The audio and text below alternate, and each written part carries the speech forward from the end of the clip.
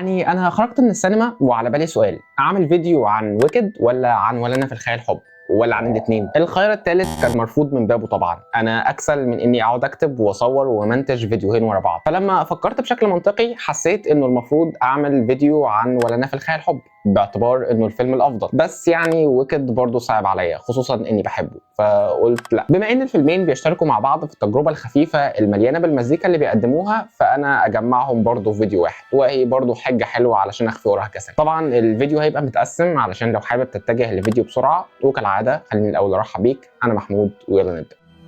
I've seen things you people wouldn't believe. All those moments will be lost in time, like tears in rain.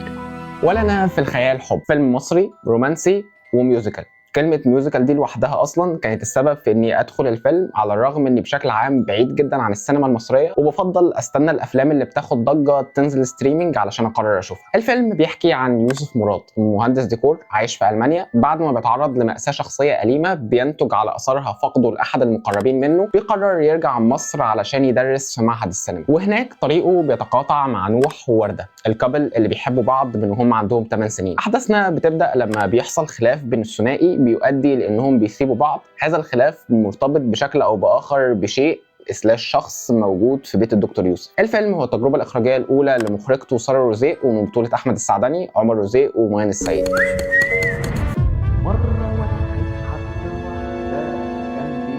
لو ما كنتش قلت ده كفايه، انا بحب الميوزيكالز، وارتباط الكلمه بس بفيلم مصري كان سبب اكتر من كافي علشان اروح واشوفه. والحقيقه انه ولنا في الخيال حب مش فيلم ميوزيكال قوي نظريا، الاستعراضات والاغاني مش بتظهر غير في فتره متاخره جدا من الفصل الاخير من الفيلم، لكن ممكن نقول عليه انه اقرب لمحاوله لخلق قصه بتدور في الطبيعه العامه لجو افلام التصنيف ده. مخرجه الفيلم ساره روزيق من الواضح انها بتملك شغف كبير بعالم الافلام الغنائيه، والفيلم اشبه بمحاوله لترجمه الشغف ده على الشاشه، وفعليا ترجمتها دي بتظهر باكتر الطرق اصاله وتميز، على الرغم من عدم خجلها من ابراز تاثرها الواضح بعناوين مشهوره وكلنا بنحبها. تميزها بيظهر تحديدا في قدرتها على الالتزام بان فيلمها يمشي على خط رفيع ما بين الواقع اللي في بعض الاوقات حزين جدا وبين الخيال اللي بيضيف بهجه ودفى وايجابيه للاحداث. بتقدر تتعامل مع صراعات شخصياتها بجديه بشكل بيسهل جدا التعلق بيهم والاقتناع بانهم شخصيات فيهم حياه وروح بدون ما تتخلى عن الجو الخفيف والممتع. فلقيت نفسي خارج وانا اقرب وصف جاي على دماغي للتجربه انها حالمه وعذبه وحقيقيه جدا. عجبني قوي الشكل اللي قدمت بيه شخصياتها في اول الفيلم، التقديم اللي بيتم بالفعل وسط احداث، مش بيتفرد له فصل لوحده، وبالتالي الفيلم مش بيسيب لك فرصه انك تفلت منه او تسرح، وبيسجنك ما بين المتعه واللطافه الطاغيه على مشاهده وبين التامل في تفاصيل الشخصيات المرميه قدامك في كل حته علشان عينك تلقطها وتجمعها. انت مش محتاج حد يقول لك انه نوح شاب حالم ومهووس بالمزيكا والتصوير والافلام، لانك هتشوف ده في شكل لبسه او في معالم اوضته. مش محتاج حد يقول لك انه ورده شخصيه بتحاول توازن ما بين رغبتها في الظهور بمظهر صامد وبين مشاعر الحب اللي بتظهرها بشكل مختلف ومجنون عشان طباعها وشكل تصرفاتها هتقول لك ده. وبكل تاكيد انت مش هتحتاج غير بصه سريعه على شكل يوسف علشان تفهم مقدار الالم اللي بيخبيه ورا مظهره الجدي والقاسي. ومع اول ظهور لشكل بيته مش هتعرف تمنع نفسك من الفضول لاستكشاف اسرار الشخصيه دي اللي بتحاول جاهده انها تخبيها. وده بقى يفتح الباب للكلام عن التجربه البصريه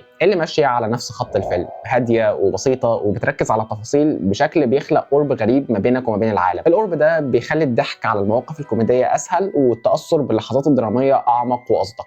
انا قلت ان الفيلم في معظم وقته غايب عنه الاستعراضات والاغاني، لكن الموسيقى بتعتبر بطل رابع بجانب ابطال الحكايه، دايما موجوده في الخلفيه بشكل جريء وملحوظ ومعبر. وعموما الفيلم بشكل عام على مستوى الصوت رائع جدا. كمان ولنا في الخيال حب عنده اداءات تمثيليه من اجمل واصدق ما شفت في السنه عموما، تحديدا من احمد السعدني وعمر روزيق. احمد السعدني بيقدم اداء يخوف في الفيلم ده. لو الفيلم كله خفيف ومرح، بتيجي عند شخصيته وتلاقيه تلقائيا بيصدر لك حزن غير طبيعي، بتحس انه لحظه انفجاره هتكون مزلزله ومخيفه، وده بالفعل اللي حصل. اللي اتفرج على الفيلم هيعرف انا بتكلم على انهي مشهد، بس حرفيا قبل المشهد ده قاعه السينما كان بدا يحصل فيها شويه تملل وهرج كده. المشهد بدا وصوت الصمت عم القاعه كلها قدام تمكنه من اظهار مشاعره بشكل صادق وعذب جدا. وعلى الجانب الثاني عمر روزيق لا تملك غير انك تقول عنه الا انه نجم من اول ما بتشوفه على الشاشه بكميه الكاريزما والطاقه اللي بيصدرها. اداؤه متمكن جدا سواء على مستوى مستوى التجسيد او على مستوى الاستعراضات والرقصات اللي شكلت نهايه الفيلم. طبعا الفيلم فيه مشاكل اللي اكيد سهل جدا تتغافل عنها قدام الحاله العامه اللي بتقدمها تجربه المشاهد. من اول هذه المشاكل هو اداء ماين السيد. حاولت والله اتقبلها جدا وقدرت اعمل كده بشكل عام، بس في لحظات بتبدا تنفرد بيها بالكاميرا علشان تقدم انفعالات اقل ما يقال عنها انها مصطنعه وبتوصل جدا لدرجه الكرنج. بالنسبه لي كانت الضلع الاضعف بين اداءات الفيلم على الرغم من شخصيتها المفروض انها في غايه الجاذبيه، بالاضافه بقى للعيب المقترن بفكره شغف المخرجه اللي بتحاول تظهره على الشاشه، اللي نتج عنه شويه استعراض في اسلوبها، في رغبه كده للوصول لمشاهد بعينها بدون التمهيد الكافي ليها، او بمعنى اصح الاستسهال المزعج شويه في التمهيد ده. الفيلم احداثه عموما بتنطلق من مجموعه صدف متركبه على بعض، وده استحوذ على شويه من تفكيري في اول الفيلم. لكن بشكل عام ولنا في الخيال حب تجربه سينمائيه ممتعه وحالمه جدا، واحب اشوف زيها بشكل اكبر واضخم، وبالنسبه لي بتحتل مكان مميز جدا وسط المفاجآت اللي اختبرتها السنه دي على مستوى الافلام المصريه. عشان كده تقييمي للفيلم هو 8 من 10. الله الله الله الله الله. مين الاستاذ اللي بيتكلم واحنا دايرين؟ طيب الى ويكد فور جود، الجزء الثاني والاخير من ثنائيه المخرج جون إيميت شو اللي بيحكي بيها احداث ما قبل الفيلم الكلاسيكي ذا ويزرد اوف اوز، واللي بيركز فيها على علاقه الصداقه اللي تحولت لعداء بين الساحره الطيبه جليندا وبين ساحره الغرب الشريره ألفابا، واللي كنت وصفت جزءه الاول السنه اللي فاتت بانه فيلم بيجبرك تركن كل حدود المنطق على جنب وتطلق العنان للطفل اللي جواك عشان يستمتع بجرعه الالوان والخيال والمزيكا اللي بتتقدم قدامك. كنت قعدت مشاهده الفيلم الاول من كام يوم ورجع ابهرني تاني بقدرته على استخراج نفس المشاعر مني بدون اي نقص، على الرغم من محاولاتي المستميته والفاشله ان التزم بشويه جديه وعقل اثناء قعدته. الجزء الثاني احداثه بتبدا بعد فتره من نهايه احداث الجزء الاول، مده الفتره دي مش بيتم توضيحها قوي في الفيلم، لكن على حسب ما قرات انها 12 سنه، ايا كان بقى ال 12 سنه دول بتقويم عالم اوز يعتبروا قد ايه. بس بعيدا عن كده الفتره دي كانت كافيه علشان تتوج جليندا بلقب الساحره الطيبه والمحبوبه بين كل سكان اوز، اللي اصبحوا بينظروا ليها على انها المخلص بتاعهم ومنقذهم من هجمات الساحره الشريره ألفابا اللي كمان تحولت لاكتر شخص مكروه وشرير في المملكه بفضل طبعا الوهم اللي بيمارسه ساحر اوز العظيم بمساعده مدام موربل على الشعب لاخفاء عجزه عن ممارسه السحر والتاكد من حاجتهم المستمره ليه. احداثنا بتبدا مع مواجهه بطلاتنا جليندا وألفابا لصعوبه قراراتهم اللي اخذوها في نهايه الجزء الاول علشان الاقدار تجمعهم مره ثانيه لمحاوله التلاعب بالقرارات دي والعوده لشكل علاقتهم القديم من تاني.